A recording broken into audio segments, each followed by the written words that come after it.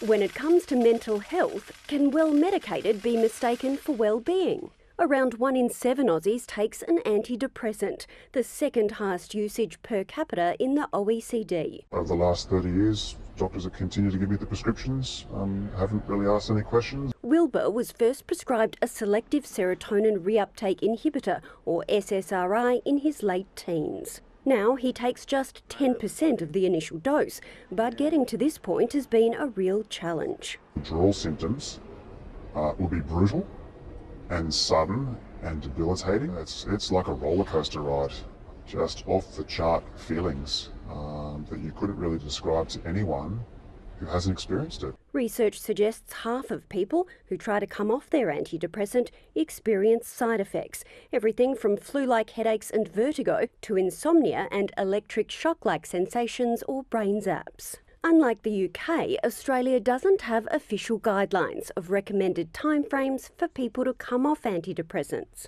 Many GPs refer to MIMS, an independent guide to medicines, while the first Maudsley deprescribing guidelines was published last month. Guidance for GPs has changed recently.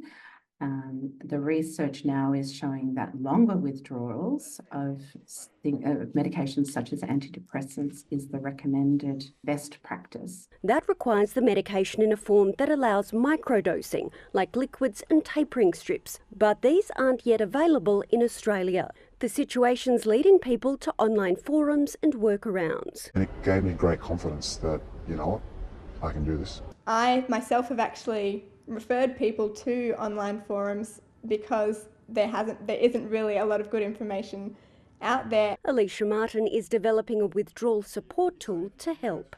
It will allow the users to plan and track their medication taper, so they can record when they've taken their dose, when they plan on reducing their dose, and also record and track their symptoms. Patients can then share a report with their physician. I think there is a place for that sort of app to be used.